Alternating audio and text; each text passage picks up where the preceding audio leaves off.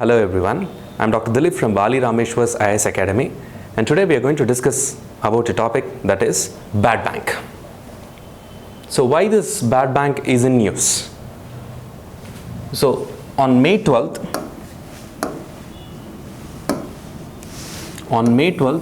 the Indian Banks Association, which is the representative body of the management of banks, which was formed in 1946, has submitted a proposal to the Finance Ministry and the Reserve Bank of India to set up a bad bank. So the aim is that this bad bank is going to take about 75,000 crore worth of non-performing assets. So what are these non-performing assets? We are going to discuss that in detail, but this bad bank has the aim that it is going to resolve the issue of NPAs. So a bad bank is a corporate structure which isolates risky assets held by the bank at one place. So the proposed structure of the bad bank is based on the earlier recommendations of a panel headed by former PNB chairman Sunil Mehta, and that panel is called as Sashakt panel, which was constituted 2 years ago. Then what is meant by non-performing assets? So if you see the definition, banks normally extend loans and advances to borrowers, and based on the performance of those assets, that is the loan, they are categorized as a standard asset, that is, if at all the repayment process of the installment or the actual principal amount is being done on a regular basis, and if at all there is an issue with the repayment, then it is considered as a non-performing assets.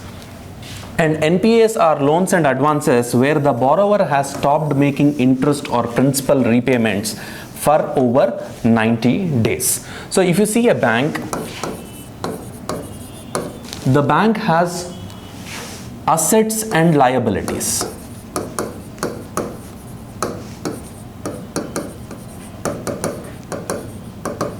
So what are the assets to the bank? Those are nothing but the loans extended by the bank. And what are the liabilities? The deposits, whatever the bank accepts from its customers or clients are liabilities, because bank has to pay it back to the clients or customers whenever they ask for it. And these assets, these are loans are called the assets for a bank because they are going to earn the return on asset. That is, they earn the bank with interest, which is nothing but the income that the bank earns. So here all the loans extended by the bank are considered its assets. So if at all the asset is getting back the interest, then it is called as a standard asset. If it fails to get back the interest, that is installment or the principal amount, for a period more than 90 days, then it will be treated as a non-performing asset. Then again here another definition, an asset including a leased asset becomes non-performing when it ceases to generate income for the bank. A non-performing asset was defined as a credit facility in respect of which the interest or installment of principal has remained past due for specific period of time, and that specific period of time as defined or as prescribed with the ending of March 31, 2004 has been set as 90 days. Then example, if the interest or installment of principal remain overdue for a period of more than 90 days in respect to a term loan, then it will be treated as a non-performing asset. Then categories of NPAs. We should understand these categories of NPAs, and banks are required to classify the non-performing assets further into following three categories based on the period for which the asset has remained non-performing. And these include the substandard assets, then doubtful assets, and the third one is loss assets. So how are they categorized? So first one, if you see the substandard asset, a substandard asset is one in which the NPA has been present for a period less than or equal to 18 months. So normal definition is an asset becomes NPA if the repayment is not done beyond 90 days.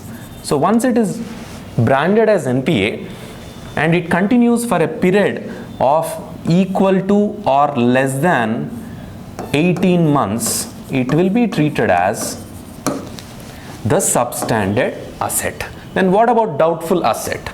So doubtful asset means an asset is to be classified as doubtful if it has remained NPA for a period exceeding 18 months. If it is exceeding 18 months, then it will be treated as the doubtful asset. Then what about the loss asset? So a loss asset is one where loss has been identified by the bank by the internal or external auditors of the RBI during its inspection, but the amount has not been written off wholly. In other words, such an asset is considered uncollectible and of such little value that its continuance as a bankable asset is not warranted, although there may be some salvage or recovery value. So here loss assets actually means that there is no scope that repayment will be ever done. So even if done, a very little amount can be again collected by the bank. Such assets will be treated as loss assets. So once again summarizing, the NPAs should be categorized by the bank based on the duration. So once an asset is stamped as an NPA, if it continues as an NPA for a period which is equivalent to or less than 18 months, it will be treated as substandard asset. If that NPA is continuing for a period greater than 18 months, then it will be treated as doubtful assets. And there is no scope for that NPA to be ever retrieved back by the bank. It will be treated as a loss asset. Then what is the origin of this NPA crisis? So the NPA, non-performing assets crisis, has begun with the boom, the credit boom of the years 2004 to 5 and 8 to 9. So in that period, what is happening when the commercial credit for means the credit that is given for non-food purpose has doubled. So in this period, as the economy was booming, many people were coming forward and trying to have access to the loans that are extended by the bank. And as banks were extending loans, they were accessing the loans, taking the loans, investing in various economic activities, and this continued. But with the onset of this global economic crisis, or in a simple sense the global recession of 2008, as you can see, had led to a total standstill of the economy in many places. And what happened by this? So with the onset of global financial crisis of 2007 to 8 and slowdown in growth after 2011 to 12, revenues fell short of the forecasts. And whenever revenues have fell short, that is, in the sense is, if an industry is there, assume an industry is there and it has taken a loan from the bank so that it can invest in new arenas and flourish. So the industry should repay back the bank in interest. The industry can repay back the bank the interest and the principal only if the industry is flourishing. So in the initial phases, what happened? The industries flourished. But leading to the 2008 global financial crisis and then the slowdown in the growth, what happened? Many of the industries could not survive. That is, their profit has been reduced. And when then the profit is not as expected, and many were even in losses. So what happens? The income earned by the industries is drastically impacted, that is reduced. So once that is reduced, the industries cannot pay back the interest to the banks in a required time. And if that interest is not paid beyond 90 days, automatically this asset of the bank, that is the loan, will turn as non-performing assets. So that is how the NPA have been increased during these years. Then tightening norms. So how do this NPAs come into light? So NPAs came into light after the year 2014-15, because the RBI, that is the Reserve Bank of India, has been started something that is called as asset quality review. So what is this asset quality review? So whatever assets the bank has, that is the loans, should be reviewed. And why this review should be done? To see if the banks are performing well or not. So in 2014-15, whenever the RBI has started this asset quality review, it has found that the banks were having lot of NPAs which were previously not shown, and because banks were following something that is called as evergreening of loans. Evergreening of loans. So what is meant by evergreening of loans? So if at all an asset, that is a loan extended by the bank, is going to become NPA, So what the banks are doing, so to prevent that from happening, the banker calls up the customer and is extending a newer loan so that the customer can pay back or completely close the older existing loan, and thereby a new loan is being extended, masking the existing NPA. That is called evergreening of loans. So here what happens is, so these NPAs will continue forward undetected. So once this asset quality review has been taken place,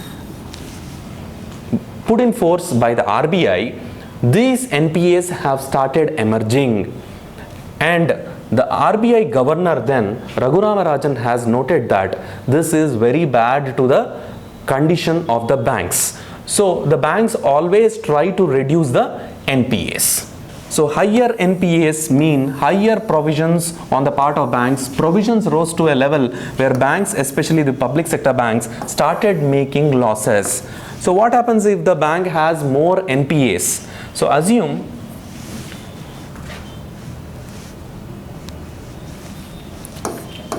bank is having more NPAs. So normally for the bank to function, its assets, that is the loans, should all receive the return on asset. That is, these loans should be earning interest to the bank. And then only the bank is going to perform well. So bank has capital, and this capital is extended as loans, and these loans will receive the return on asset, that is interest. If this capital, whatever loans that have been extended, gradually turn into non-performing assets, and they are not receiving any interest, and that has become as a dead investment by the bank. So the bank's capital will slowly decrease, working capital, and the bank thus will not have adequate capital to extend further new loans to other people in the economy. So no new loans can be extended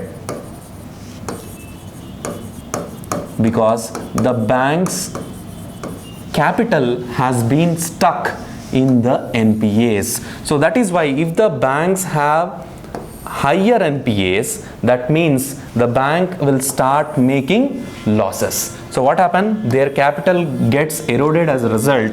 Capital from the government was slow in coming, and it was barely adequate to meet regulatory norms for minimum capital. So the banks have to maintain a minimum capital, and that minimum capital could not be maintained by banks and led to the banks failing. So without adequate capital, bank credit cannot grow. Once NPA has happened, it is important to resolve them quickly. So if at all NPAs are not resolved quickly, what happens? So these NPAs, they are ever growing, and they have started, means that is, if at all the initial period, if you see the initial period whenever an NPA is formed, that is, to call it an NPA, non-repayment should be a minimum of 90 days. So if you keep on waiting, means the interest that is accrued on the loan keeps on increasing. That means the loss of the bank also keeps on increasing. So the longer they wait, the longer or the more the losses will be for the bank. So what happens is, the interest on the dues causes NPAs to rise relentlessly. The RBI believed that asset classification was not being done properly and that banks were resorting to evergreening of accounts. Banks were postponing bad loan classification and deferring the inevitable. They are only trying to cover up, because once a bank is there and it is known that to the public that the bank has huge amount of NPAs. So the public can understand that the bank is not performing well, and when you know that the bank is not performing well, we will not be interested to invest in that bank or to put your deposits in that bank. So automatically the bank will not receive newer deposits also if NPAs are more, because you know that the bank is likely to fail. Then what are the stressed assets? So we have seen NPAs. So NPAs are a part of stressed assets. So stressed asset is a powerful indicator of the health of banking system. So if you see stressed asset, it is a combination of NPAs, that is non-performing assets, restructured loans and written off assets. So here you have to understand what is meant by the restructured loans. So restructured asset or loan are the assets which got an extended repayment period, reduced interest rate, converting a part of the loan into equity, providing additional financing, or some combination of these measures. Hence, under reconstructing a bad loan is modified as a new loan. A restructured loan also indicates bad asset quality of banks. This is because a restructured loan was a past NPA or it has been modified into a new loan. Whether the borrower will repay it in the future remains a risky element. So for you to understand what is meant by this restructured loan, let's see. So why there is a necessity to restructure a loan to begin with? So restructuring of loan happens only if not for normal loans but only for NPAs. So normally if at all the loan is turning into an NPA, then once it has turned into an NPA, the bank will try to again turn it from an NPA to a normal standard loan so that the returns will continue. So for that process, what can be done? Because the individual or the customer is not in a condition to pay the loan properly, the bank is bound to restructure the loan. And how that restructuring is done? The tenure of the repayment of the loan can be extended. Tenure can be increased. The interest rate on the loan can be decreased because the customer is not in a condition to repay back, or a new loan can be extended whereby which the amount that the individual gets from this new loan can be used to repay the older loan that is existing. So what is happening? They are just restructuring the loan, which is nothing but an already present NPA. So by this, what is happening? It is like a cover up, and ultimately when a newer loan is extended to an individual who has already failed to repay back the older loan, again the menace of NPA is going to continue, which is nothing but the restructured loan. So next, if you see the return of assets. So what is meant by return of assets? So return of assets are those the bank or lender doesn't count the money borrower owes to it. The financial statement of the bank will indicate that the return of loans are compensated through some other way. So here what happens in the balance sheet of the bank?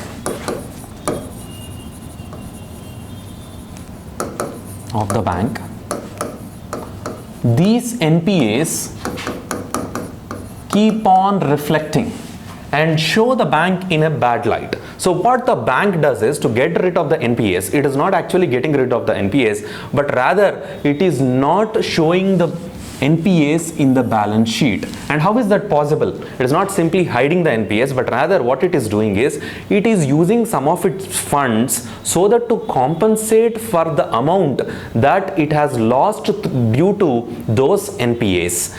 and such a thing done by bank, then what happens if it is compensating with some fund for that NPAs? In the balance sheet, it is showing that the NPAs are recovered or the NPAs are accounted for, and thereby which these NPAs are not reflecting in the balance sheet. Getting rid of this NPAs, thereby which the bank rating will likely to increase.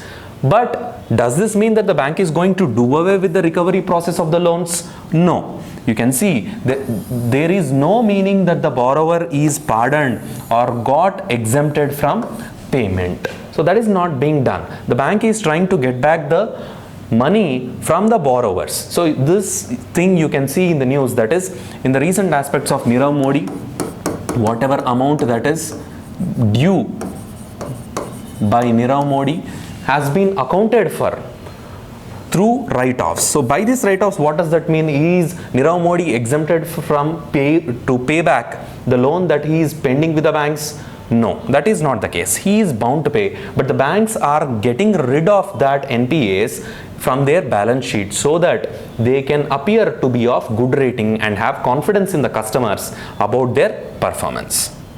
Then moving on, there are certain acts and certain provisions provided by the government so that the banks can move over or get rid of the problem of NPAs, and one of that is the SARFAESI Act. So what is this SARFAESI Act? If you see, the Securitization and Reconstruction of Financial Assets and Enforcement of Security Interest Act, which was passed in the year 2002. So what is this SARFAESI Act? So it was passed on December 17, 2002 in order to lay down process to help the Indian lenders, that is banks, to recover their dues quickly.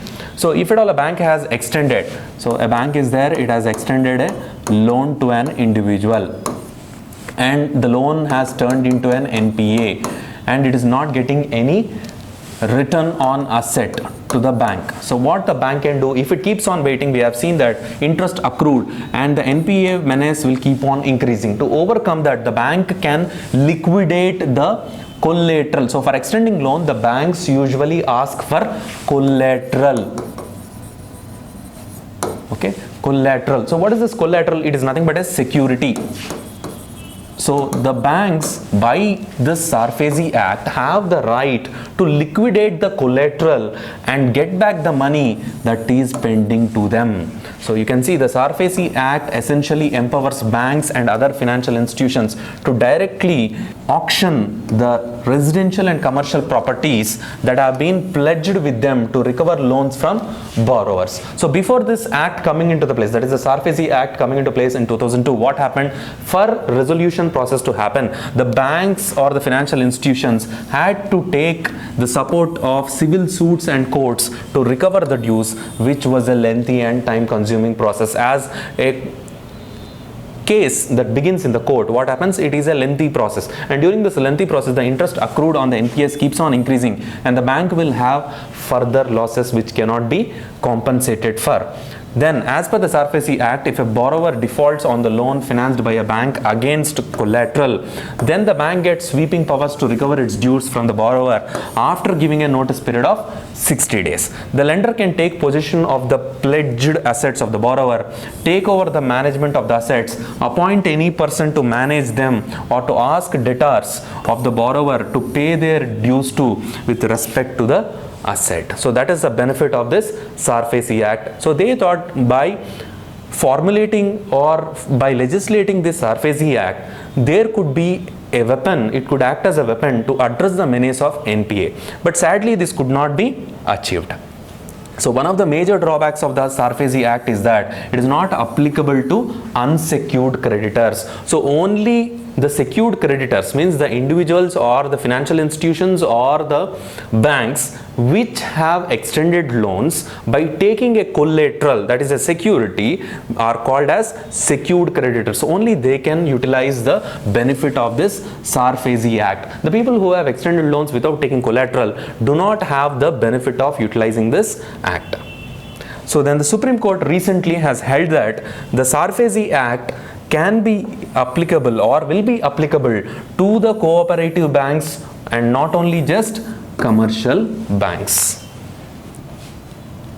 Then there are something that is called as asset restructuring companies to address the menace of NPAs. So after the passing of Sarfazi Act, the Sarfazi Act has given a right for creation of something that is called as asset restructuring companies or ARCs, which can restructure the loans and turn the NPAs into the liquid money. So an asset reconstruction company is a specialized financial institution that buys the NPAs or bad assets from the banks and financial institutions so that the latter can clean up their balance sheets, or in other words, ARCs are in the business of buying bad loans from bank. So normally if you see a bank, it has two types of assets, that is the good loans, means on which it is earning the interest, and the bad loans, which are on which it is not getting interest, that is nothing but the non-performing assets. So what are these asset restructuring companies? These asset restructuring companies are going to purchase the bad loans from the banks. So when they are purchasing, they are going to pay back the bank certain amount, that is the fair market value of the loan. So when they get or purchase the debt, basically the ARCs are purchasing the debt. So once they purchase the debt, the ARC will restructure the loan in such a way, or see that it gets back all the money that the borrower owes to the ARC right now. And here by this, what is happening? The bank is made free of the NPA menace from its balance sheet, and thereby which the bank is also getting the capital that has been locked up in this bad loans, certain amount of capital or certain amount of money, by salvaging, by selling of these NPAs to ARCs. So by this, what is happening? The banks will have adequate capital, or a relatively more capital when compared with that of the NPAs that it has. Then this capital can be extended for newer loans.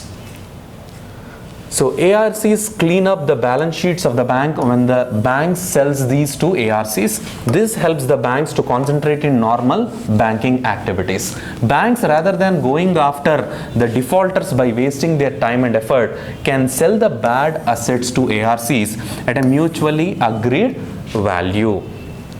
So the Sarfazi Act has given the legal basis for the setting up of ARCs in India.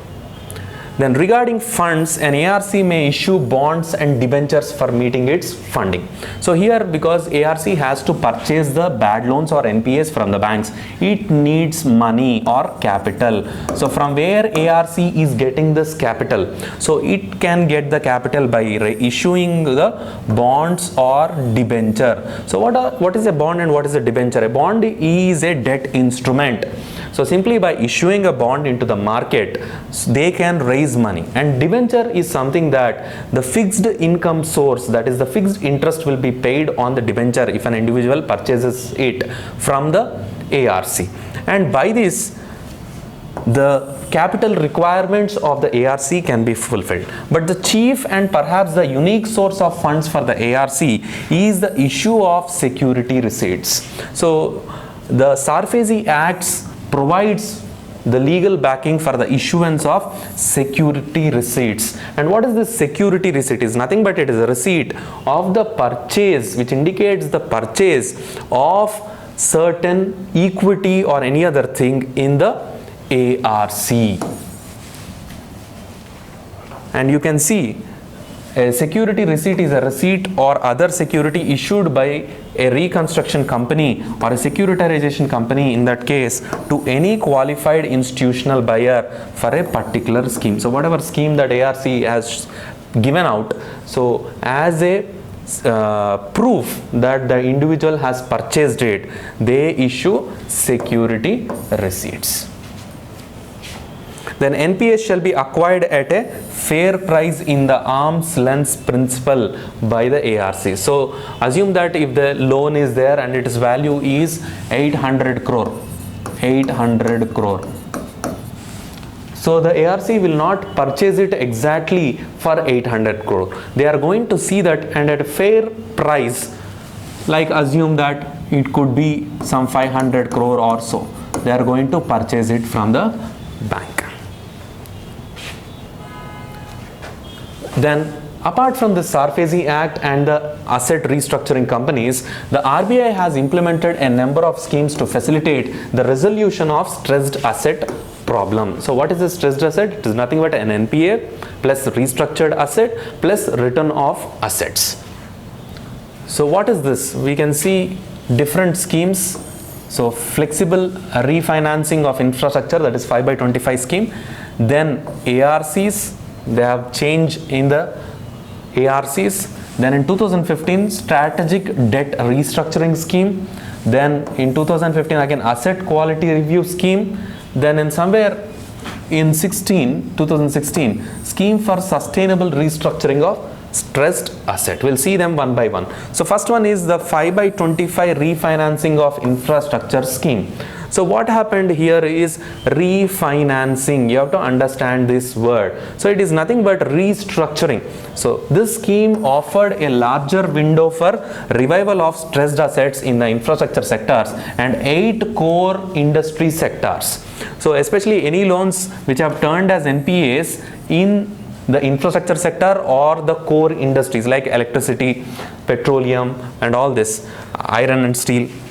And this scheme, under this scheme, lenders were allowed to extend amortization periods to 25 years with interest rates adjusted every 5 years. So what happens? What is the meaning of amortization? Amortization means paying back the loan in small installments. So normally if at all the loan has been given for a tenure of 5 years, and that is loan taken by infrastructure or any of the 8 core industry sectors, then what is happening to the loan? The loan has been restructured under the scheme such that the repayment period of the scheme of the loan can extend it to a maximum period of 25 years, and the interest can be adjusted, the interest rate can be adjusted for every 5 years. Okay, and so as to match the funding period with the long gestation and productive life of these projects, because infrastructure projects or any of the core industry sectors have a long working period. So immediately they start, they do not get all the profits. It will take a significant time. So to see that this schemes or this industries turn productive, and thereby which when they are productive they can repay back the loan has been restructured to 25 years by adjusting the interest rate for every 5 years. The scheme thus aimed to improve the credit profile and liquidity position of borrowers while allowing banks to treat this loan as standard in their balance sheets, reducing provisioning costs. However, this amortization spread out over a longer period. This arrangement also meant the company faced a higher interest rates or burden which they found difficult to repay, forcing banks to extend additional loans or evergreening. This in turn aggravated the initial problem. So though this 5/25 refinancing of infrastructure scheme was aimed at reducing the menace of the infrastructure and other core industry sectors, but actually what happened is by extending the length of the period, though interest, so if at all a loan is there, if you take a loan, there will be a tenure period and the interest rate will be there. So what happens if the tenure is short? Your interest rate will be less. If the tenure is increasing, so if the tenure is long, what will happen to the interest? It will be high. So because of high interest rates, what is happening? There is a problem that these industries or the infrastructure companies could not repay back the loan, and to cover it up again newer loans were extended, further increasing the menace of NPAs. The next is the private asset reconstruction companies. So you already know that under the SARFAESI Act the ARCs have been created, and here there were some changes made to the ARCs so that they function, but ARCs have also failed to address the menace of the NPAs. So you can see in 2014 the fee structure of ARC was modified, requiring ARCs to pay a greater proportion of the purchase price up in front in cash. Since then, sales have slowed to a trickle. Only about 5% of total NPAs of the book value were sold over 2014-15 and 2015-16. So what happened? Whenever the ARC is purchasing the NPAs from the bank.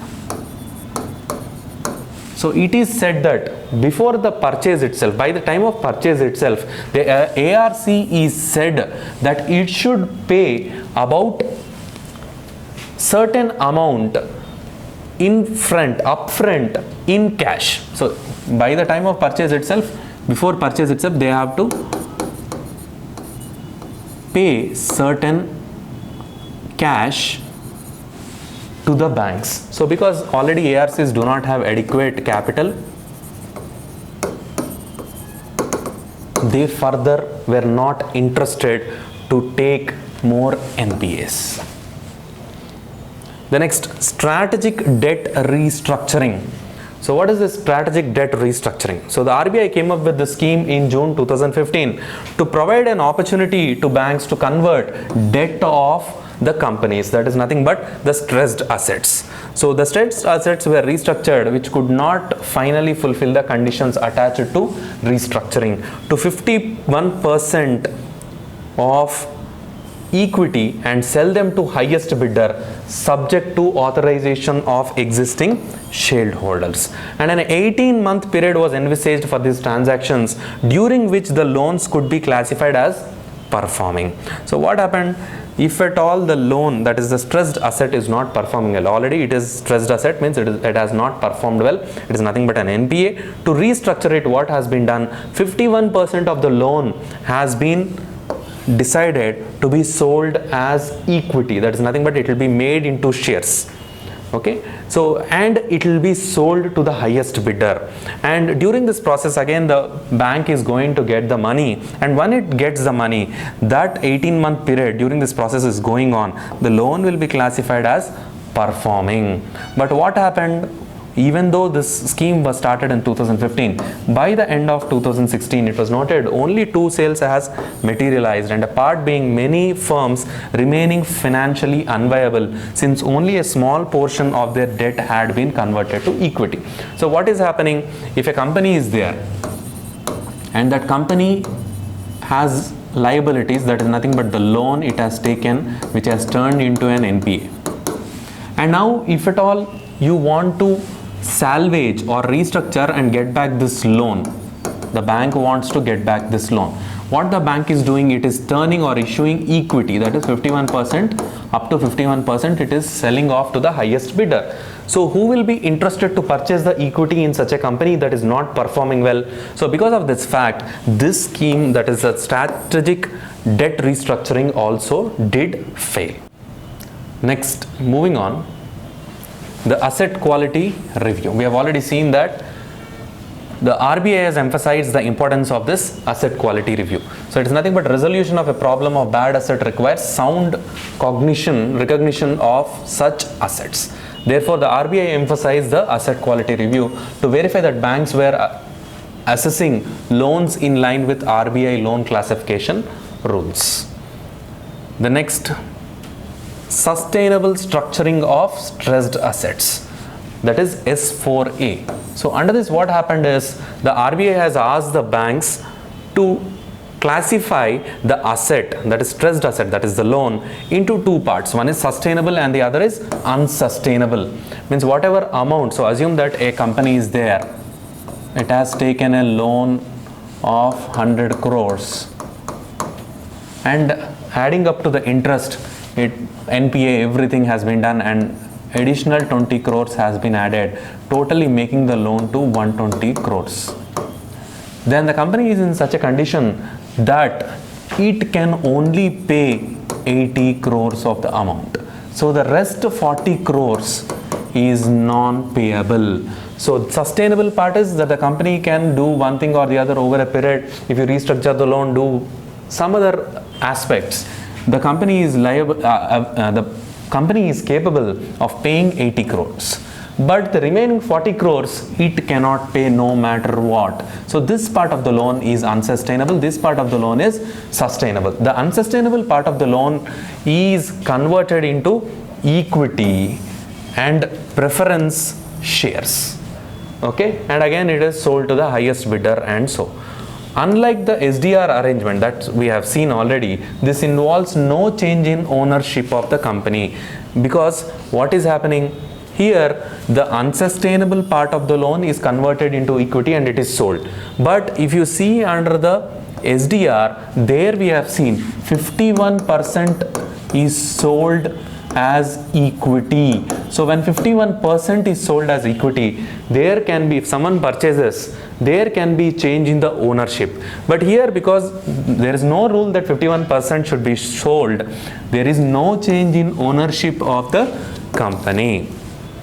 Then if you see the economic survey of 2017, it has proposed the idea that is suggesting the creation of a bad bank called Public Sector Asset Rehabilitation Agency, which is also called as PARA, to help tide over the problem of the stressed assets. So what is this PARA? So if you see the Public Sector Asset Rehabilitation Agency, which is charged with working out the largest and most complex cases, such an approach by this could eliminate most of the obstacles currently plaguing loan resolution. It could solve the coordination problem, since debt would be centralized in one agency. It could be set up with proper incentives by giving it an explicit mandate to maximize recoveries within a definite time period. And it would separate the loan resolution process from concerns about bank capital. So what happened is, this Public Sector Asset Rehabilitation Agency, PARA, it is nothing but a larger version of ARC, or you can call it as a bad bank.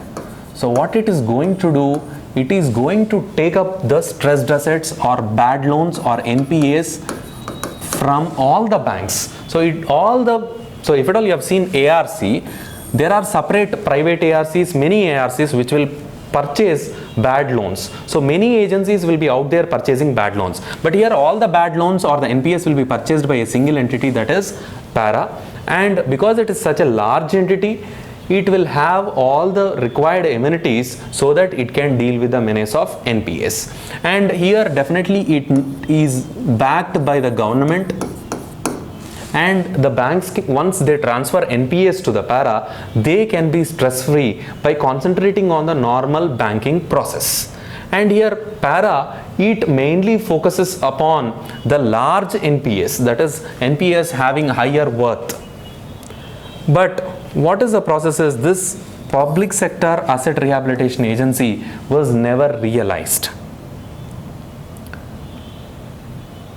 Then if you see, all of this come at a price, namely accepting and paying for the losses, but this cost is inevitable.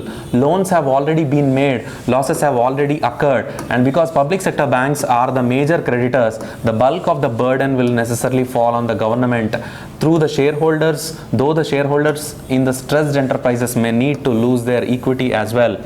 In other words, the issue for any resolution strategy, PARA or decentralized, is not whether the government would assume any new liability. So though PARA will come into force, it will try to salvage the NPAs. The biggest problem is, already loans have been extended, losses have been done, and majority of the loans that are NPAs are present in the public sector banks. So whenever the losses are made by the public sector banks, are to be borne by the public sector banks, it is nothing but the losses will have to be borne by the government itself. Then you can see here about PARA.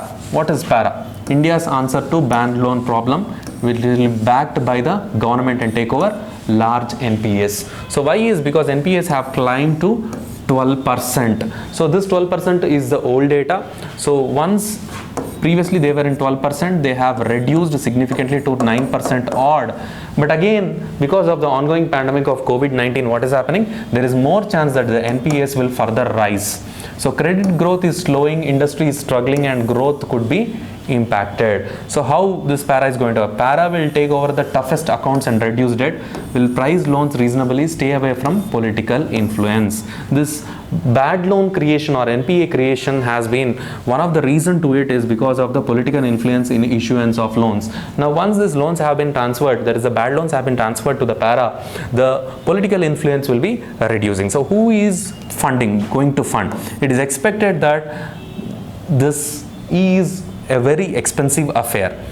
So partly it may come from the government or the securities, and even private individuals, that is from the capital markets, the equity can be given, and RBI could also transfer some of the government securities it holds to para.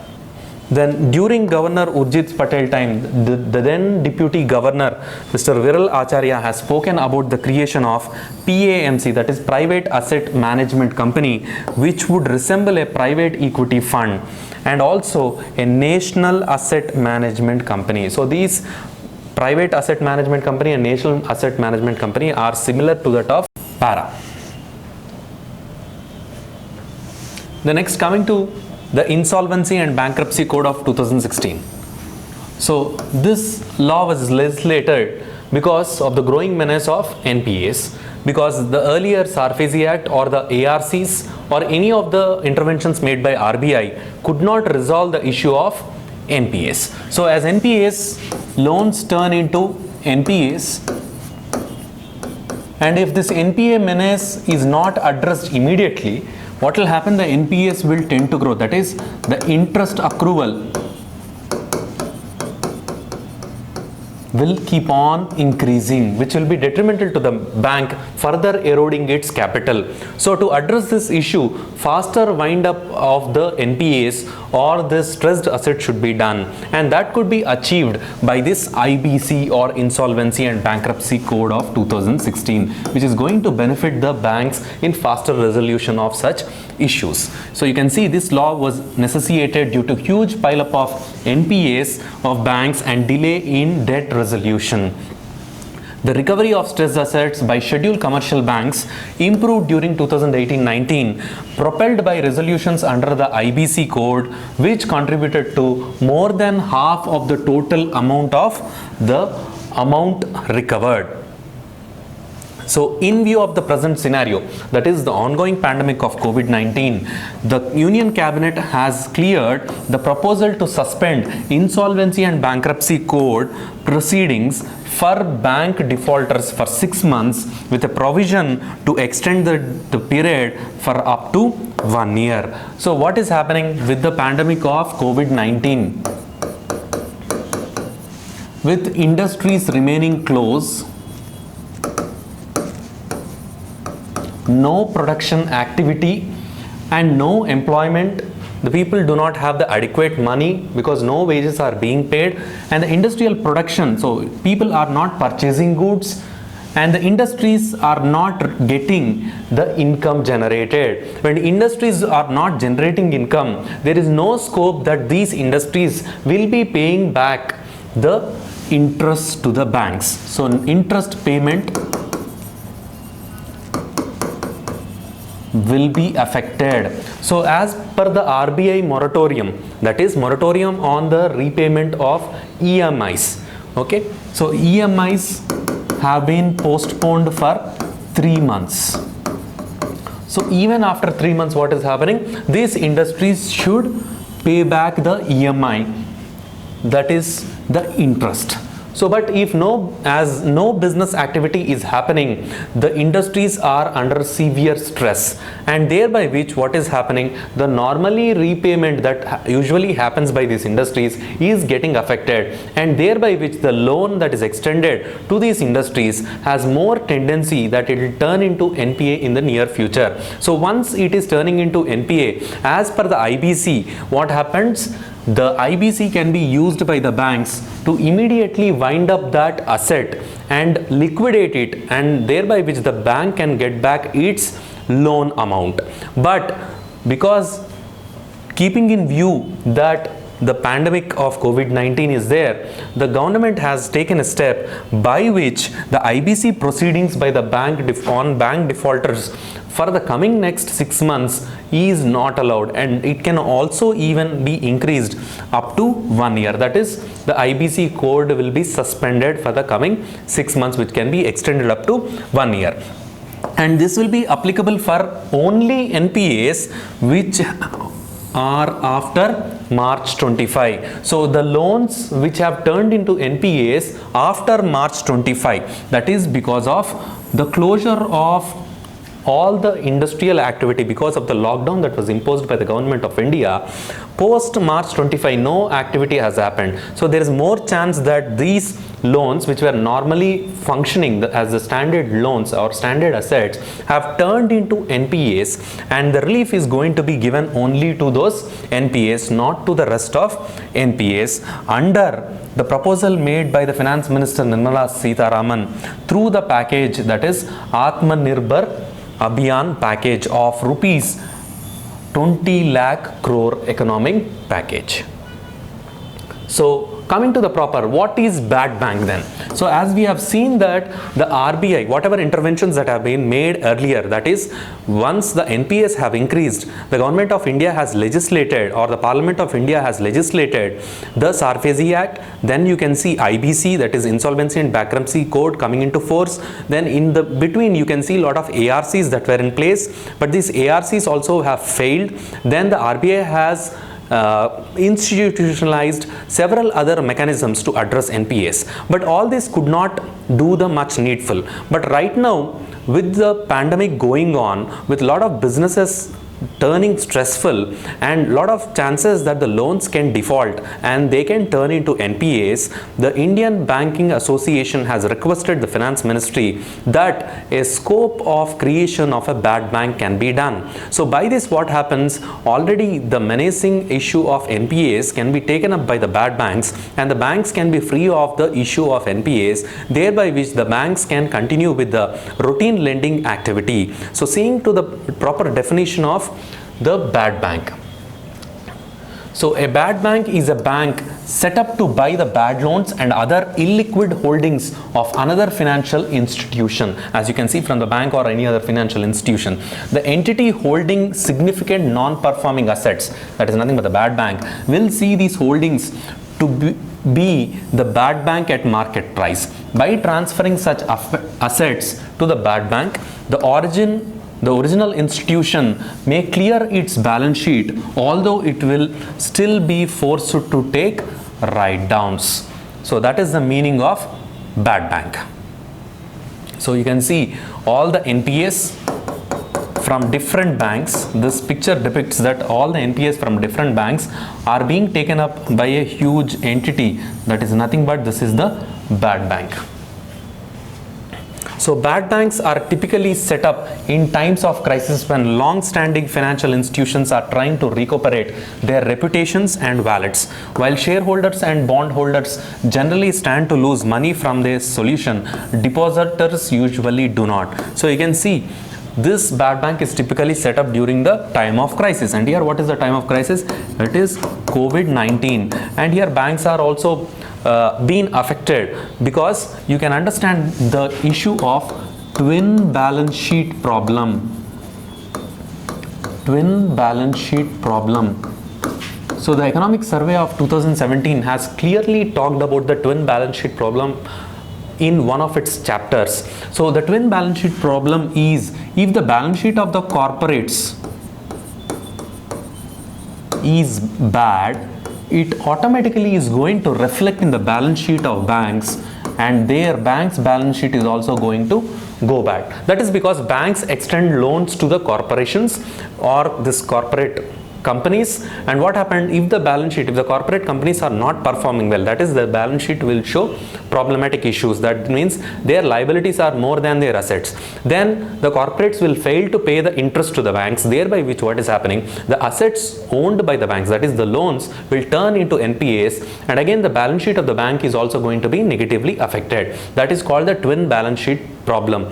And because of the COVID-19, what is happening, the twin balance sheet problem will be further increased, and the long-standing financial institution, that is the banks, are trying to recuperate with this issue so that they can get back their reputation and continue with their normal business. So if you see in the world, what is an example of this bad bank? Was it ever set up in the world? If you see, as early as 1988, a bad bank was set up with the name of Grant Street National Bank, which was created by taking up all the bad assets of Mellon Bank in the US.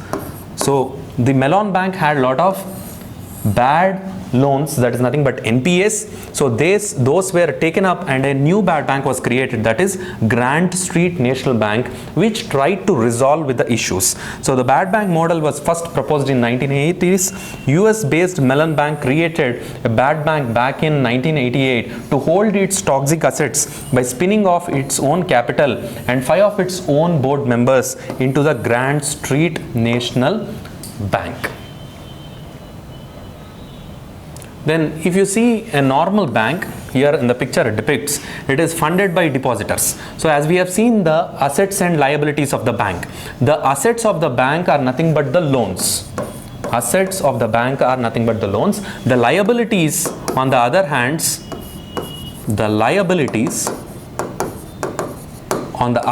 are nothing but the deposit that the bank takes from the depositors. So once it is taking, so it is going to extend loans, that is nothing but the loans to the people, borrowers. So here the normal bank may have a messy balance sheet because it may have two types of loans.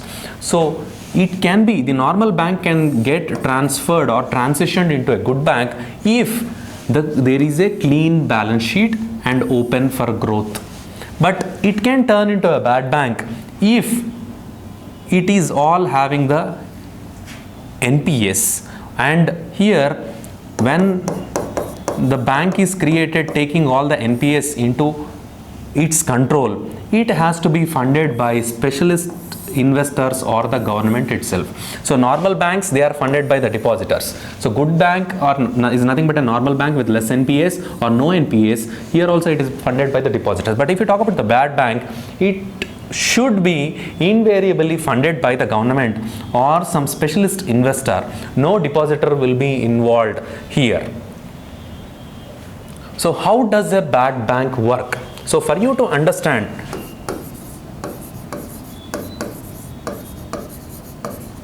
so this is a bad bank. So here there are multiple banks like Bank 1, Bank 2, and so on, which are having NPAs. So all the NPAs from these respective banks will be pulled up into the bad bank. And assume the NPA from the Bank 1 is some 800 crore and NPA from Bank 2 is around 200 crore. So totally the bad bank is taking NPAs worth of 1000 crores, assume. So it is going to purchase the loans from the bank and in return going to pay the money to the bank. That is nothing but the capital to the bank.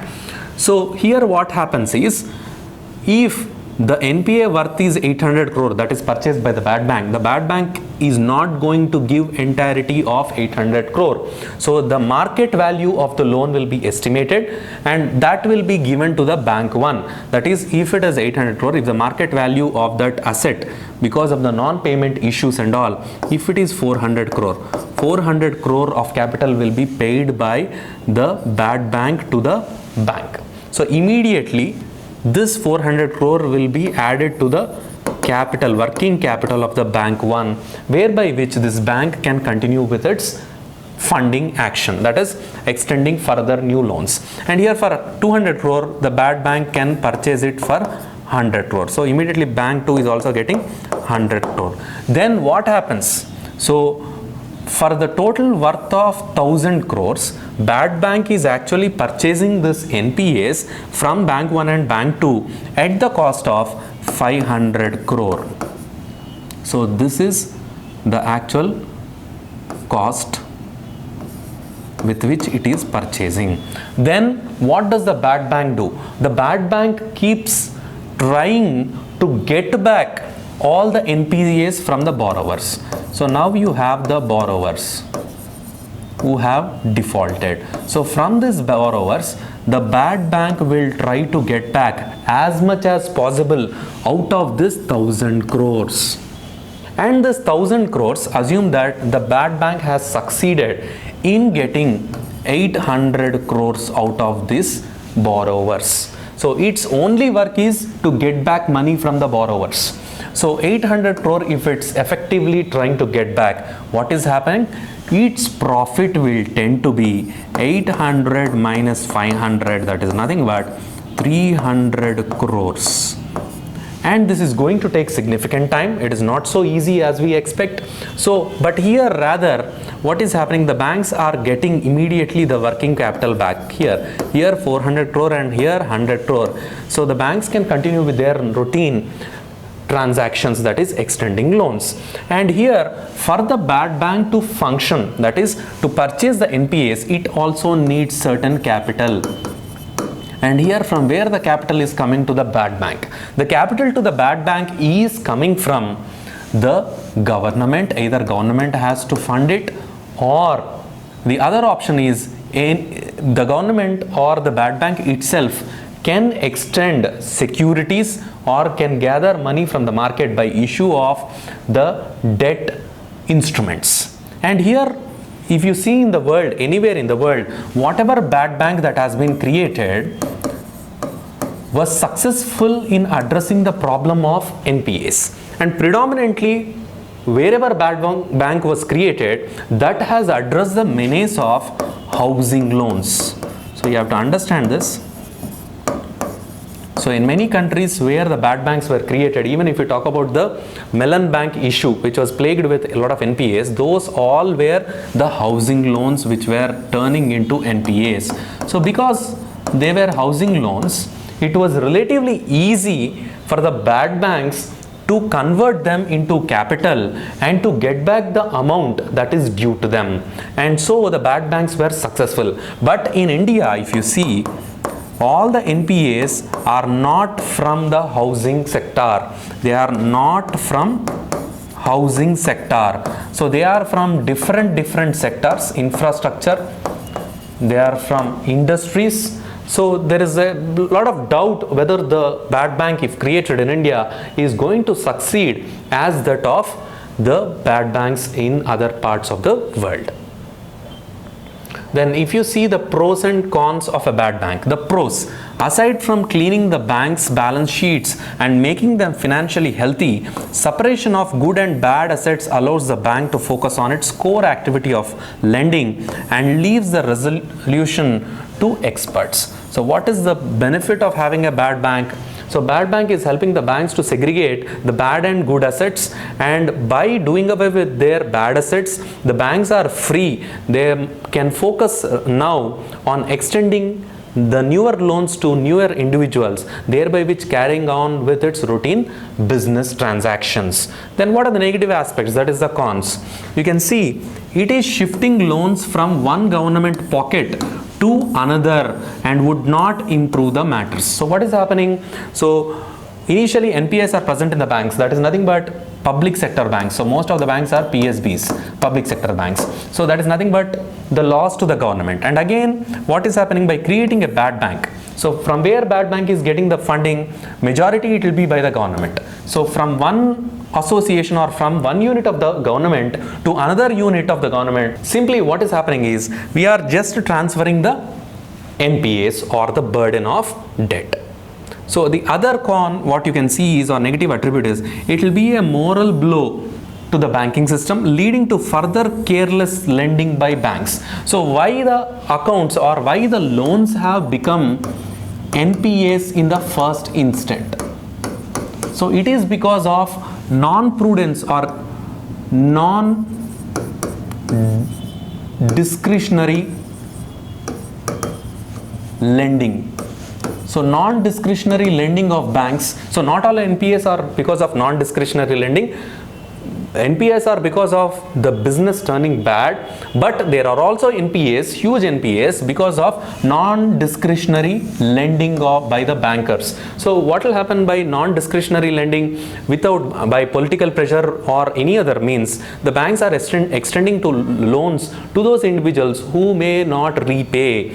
So this behavior can further be increased because by transferring the burden of these NPAs from the banks directly to a bad bank will further embolden the bankers that they can go on with the issuing loans without using their discretion, whether the loan can be repaid by the individual or whether it will also turn up as an NPA.